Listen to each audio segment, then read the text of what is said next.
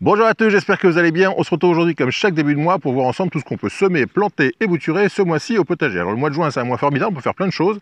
Mais avant de commencer, avant de faire un petit tour du potager pour voir tout ce que j'ai déjà mis en culture et donc tout ce que vous pourrez faire vous aussi chez vous, je voulais vous dire deux grands merci. Un premier grand merci puisque depuis cette semaine, vous êtes plus de 90 000 abonnés à suivre mes petites aventures sur cette chaîne YouTube chaque semaine. Donc un grand merci à vous tous. Et puis depuis un mois et demi où mon livre est sorti, mon livre qui s'appelle Réussir son potager bio en partant de zéro, aux éditions Tana, vous êtes déjà 3000 à l'avoir acheté. Donc un grand merci à vous tous, ça me fait très plaisir, votre confiance me fait très plaisir. Et d'ailleurs à propos de cette vidéo du mois de juin, on va voir ensemble tout ce qu'on peut faire, et je vais m'inspirer de ce que vous pourrez trouver éventuellement page 144, où je vous explique évidemment tout ce que vous pouvez faire au mois de juin. Donc si vous voulez le voir, si vous n'avez pas envie de lire et vous voulez le voir en vidéo, on va voir ça tout de suite. Et puis si vous voulez voir ce qu'on peut faire au mois de juin et puis tous les autres mois, vous avez tout ça dans mon livre Réussir son potager bio. Bref, on va faire un petit tour, on voit tout ce qu'on peut faire ce mois-ci, c'est parti. Alors pour commencer, on va commencer avec la famille des amarantacées. La famille des amarantacées, ce sont les bêtes et les betteraves. Alors vous pouvez donc semer, enfin plutôt planter des bêtes ou des betteraves en juin. Et là, vous voyez que ça, ce sont celles que j'ai semées l'année dernière, que j'ai laissé pousser. Et vous voyez que si vous laissez pousser des bêtes pendant 2 saisons, la deuxième année, vous avez une grande ample florale. Vous voyez que celle-ci, elle fait bien 2 mètres de haut. Et donc, si c'est une solution, si vous avez envie d'avoir des tonnes de graines de bêtes chez vous, vous laissez pousser une bête pendant 2 saisons et vous avez une belle récolte de graines la deuxième année. Donc en juin, on peut planter les bêtes, on peut semer les betteraves. J'en ai semé quelques-unes ici qui sont vraiment tout au début. J'ai encore des bêtes qui ont monté de l'année dernière. Dans la même famille, vous avez aussi tout ce qui est épinards, mais là c'est trop tard pour semer des épinards en juin parce qu'ils n'aiment pas du tout la chaleur. Mais en tout cas, dans cette famille, bêtes et betteraves, vous pouvez encore en planter et en semer sans aucun souci. Pour les betteraves, prenez plutôt des rondes ou des plates qui sont plus précoces et qui se développent plus vite. Voilà pour les amarantacées. Alors on passe à la famille des apiacées. Les apiacées, ce sont notamment les carottes. Alors les carottes, on a commencé à les semer à partir de mars. Et là, vous voyez, je vous avais fait une petite vidéo d'ailleurs sur le semis au pochoir. Et vous voyez que celles que j'ai semées au pochoir, que j'ai pas du tout éclaircies, elles sont assez espacées et tout va bien. Celles que j'ai semées en mode plus classique, elles sont beaucoup plus touffues et il faut que j'éclaircisse. Alors j'en avais aussi semé ici, et vous voyez que pour tout ce qui est éclairci, il faut à peu près laisser environ une carotte tous les 3-4 cm. Et si on en a évidemment trop serré, on peut en retirer quelques-unes. Et éventuellement, bon celle-ci elle est petite, mais on peut, si elles sont un peu plus grosses, récolter celles qui sont moyennes, on va dire, pour les consommer avec des petits pois par exemple. C'est excellent. Donc, soit vous semez vos carottes actuellement, soit vous éclaircissez si vous avez comme moi des planches un peu touffues. Donc c'est voilà pour le mois de juin au niveau des apiacées. Alors évidemment toute la famille est aussi semable actuellement, c'est-à-dire les panais, les fenouilles, le céleri, la coriandre, le persil. Toute cette famille des apiacées se développerait très très bien avec un semis au mois de juin. Alors on passe maintenant à la famille des astéracées, c'est une des plus grandes familles botaniques, et notamment dans cette famille on compte les topinambours, que vous pouvez peut-être encore planter, mais il ne faut pas tarder parce que les miens ont commencé déjà à bien pousser. Et puis les tournesols. Alors la tournesol c'est une plante qui est très agréable à avoir au potager pour son côté esthétique évidemment. Donc ça ce sont des tournesols que j'ai semés, ça devait être en avril je crois, et ils font déjà un petit, peut-être 80 cm de haut. Donc vous ne pouvez pas hésiter à encore semer des tournesols maintenant. Alors cette année, je fais beaucoup de tentatives de culture compagnonne cette année. Donc cette année, j'ai tenté de semer des pâtissons sous les tournesols. Je ne sais pas du tout ce que ça va donner, mais vous savez que j'aime bien faire des essais, des tests. Et puis comme ça, si ça marche, je vous en parle et vous en ferez autant. Alors dans les astéracées, donc on a dit qu'il y avait les tournesols. Il y a aussi évidemment les salades, les laitues. Alors les laitues, elles ont très bien poussé avec la météo pluvieuse qu'on a eue en avril, enfin surtout en mai. Donc j'ai des tas de laitues qui ont très bien poussé. En revanche pour les semis de laitue, il faut faire attention parce que les semis de laitue n'aiment pas trop les températures supérieures à 25 degrés. Donc essayez de pas trop tarder pour faire vos semis parce que dès qu'il va faire trop chaud, vos semis de laitue vont avoir du mal à se développer.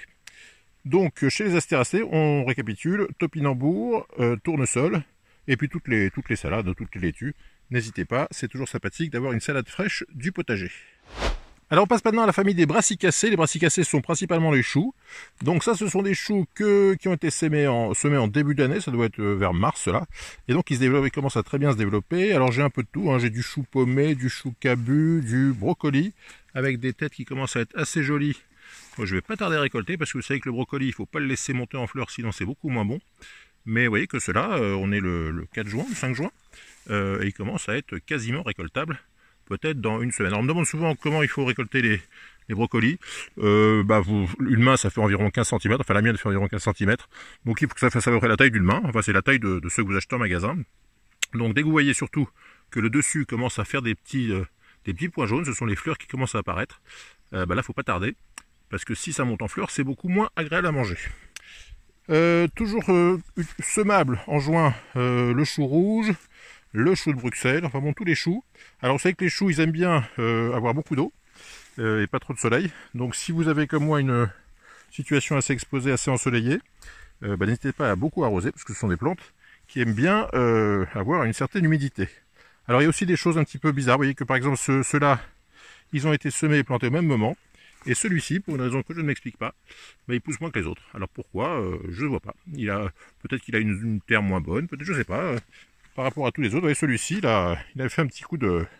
Alors celui-ci je comprends, parce que je l'ai planté juste sous l'autre brocoli que j'avais gardé pour garder les graines. D'ailleurs je vous montre, puisque j'y suis, à quoi ressemblent les siliques des brassicacées. Les siliques, ce sont les gousses.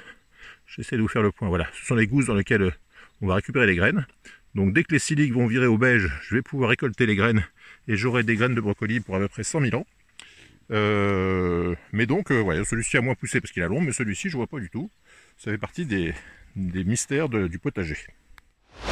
Alors, autre brassicacée cultivable en juin, encore semable, ce sont les navets. Alors ça, ce sont des navets que j'ai semés il y a environ un mois et demi.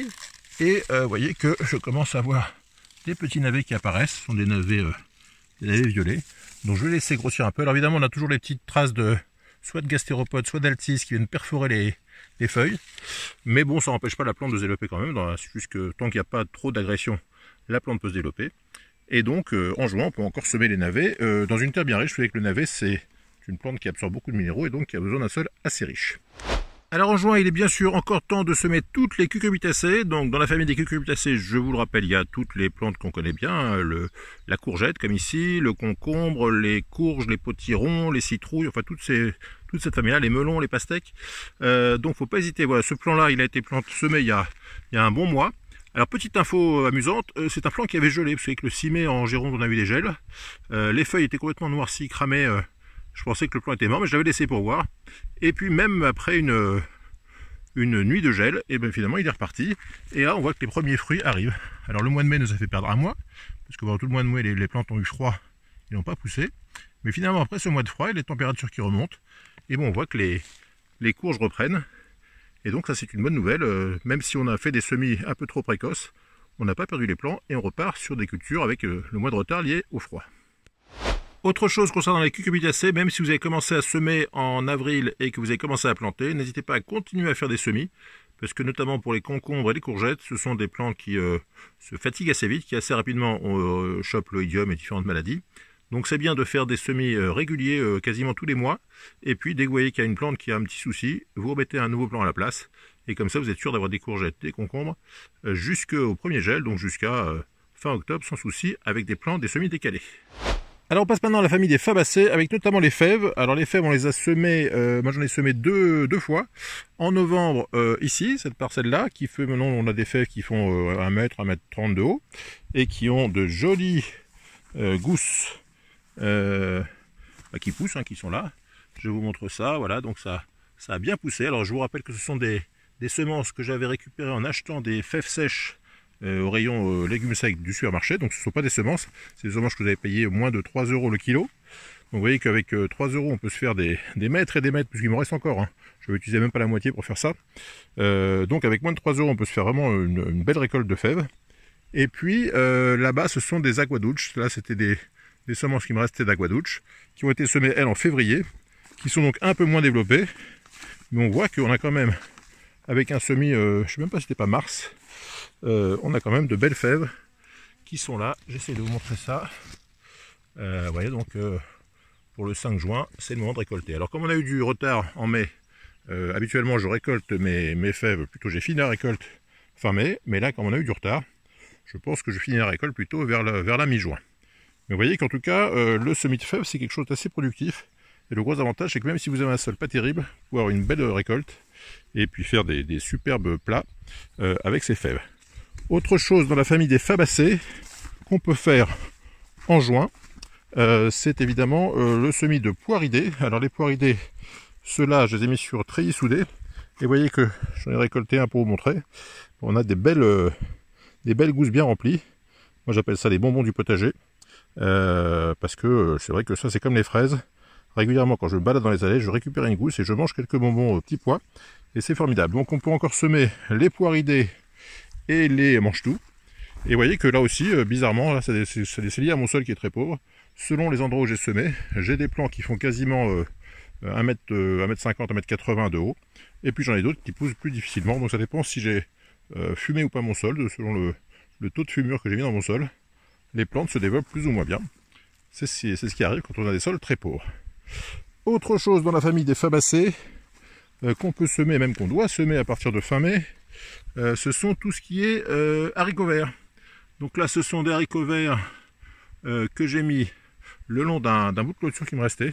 C'est important d'avoir une structure pour que les haricots verts puissent grimper. Donc là j'ai mis un reste de clôture que j'avais, une chute. Et puis là encore ici j'ai des haricots verts que là j'ai mis devant un treillis soudé. Ce sont des treillis soudés qu'on peut acheter en magasin de bricolage. Pour 3 € on a une plaque de 1,20 m sur 2,40 m. Et donc tous les plants qui sont là vont aller escalader la grille et donner plein de haricots verts normalement sur cette grille pendant le mois de juin. Alors en juin c'est aussi la saison pour planter ou semer toutes les lamiacées, ce sont les plantes aromatiques. Et là je voulais faire un petit focus sur ce basilic qui est un basilic perpétuel ou basilic du Kilimandjaro.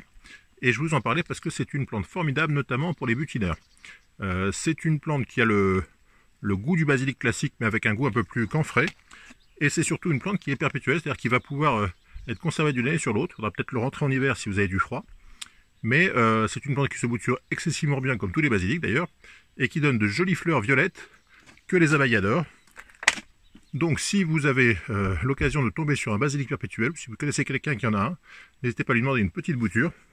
Parce que ça, c'était une bouture qui faisait 10-15 cm l'automne dernier et qui aujourd'hui fait une belle plante que je vais pouvoir planter dans un gros pot. Alors au niveau des aromatiques, vous pouvez planter ou semer toutes les aromatiques que vous aimez, le basilic, le thym, l'origan, la lavande, le romarin, enfin tout ce qui vous plaît.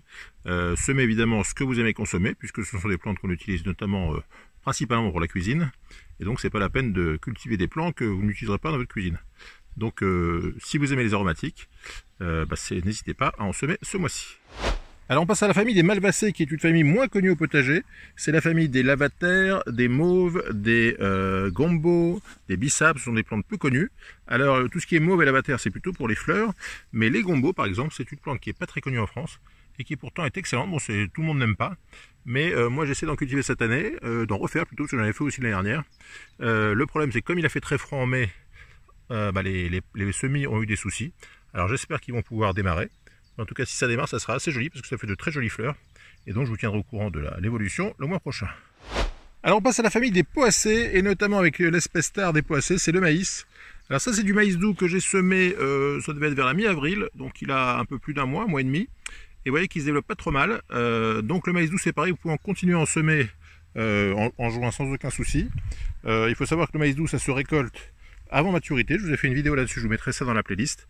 Et donc n'hésitez pas à semer du maïs doux début juin si vous voulez le récolter pendant votre barbecue de fin d'été. C'est une culture assez facile à faire, et puis c'est toujours agréable de croquer dans un épi de maïs doux tout frais. Attention, si vous cultivez du maïs, vous avez des poules par exemple, et que vous semez du maïs des poules, vous n'aurez pas du maïs doux. Le maïs des poules, c'est du maïs gras, donc il faut vraiment semer du maïs doux et pas du maïs gras. Le maïs des poules, ça ne marche pas, ça donnera des épis, mais pas des épis de maïs doux.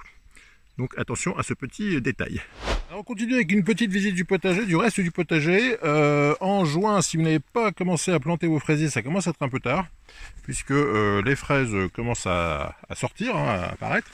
Donc si vous n'avez pas commencé la culture des fraises, c'est compliqué d'y aller au mois de juin. Mais enfin, vous pouvez toujours essayer, mais bon, ça sera un peu plus long à venir, on va dire. Et puis il faut voir aussi que je vous ai parlé de faire cultiver des fraises dans un bar à fraises, et donc j'avais fait ça dans des bacs en polystyrène. Et vous voyez que les bacs que j'ai utilisés l'année dernière, que j'ai pas replanté parce que j'ai pas eu le temps de tout replanter, vous voyez que même en deuxième année, sans apport d'engrais, sans rien, ils donnent quand même de très belles fraises. Vous voyez que c'est des fraises dignes des serres espagnoles, et pourtant ça pousse dans un bac sans aucun engrais, sans aucun ajout, et ça donne de très belles fraises, même en bac.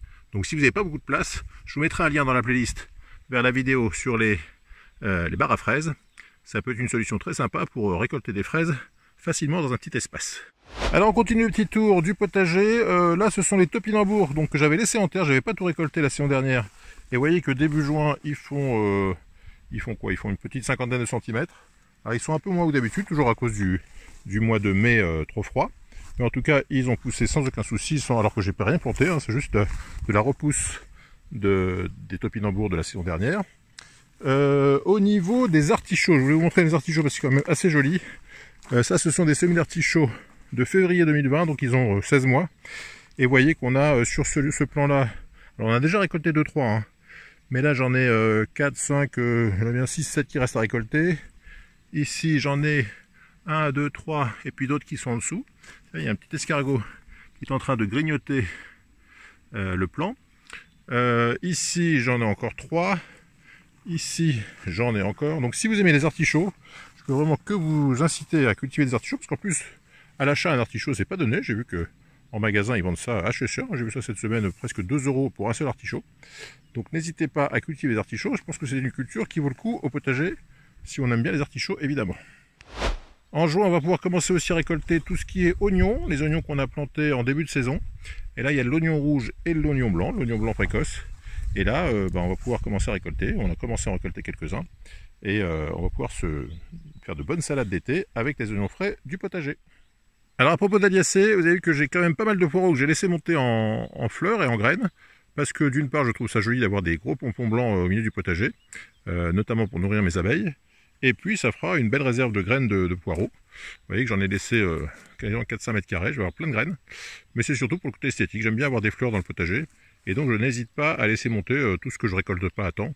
Je laisse monter en fleurs et ça fait de la décoration et des graines pour la saison suivante. Alors en juin, évidemment, on plante tout ce qui est légumes du soleil. Là, je voulais vous montrer ces petits plants de tomates, parce que j'avais fait une vidéo le mois dernier sur la culture des tomates par les pros.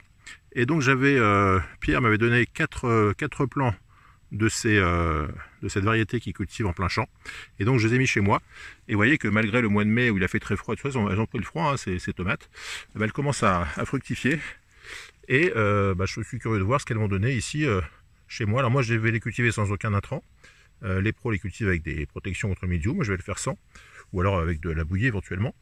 Mais donc j'ai mis en terre ces plants-là et on verra ce que ça va donner d'ici la mi-août, si tout va bien. Alors en juin on plante donc toute la famille des légumes du soleil, donc les tomates on les a vus, les aubergines, c'est le moment de les planter si ce n'est pas déjà fait.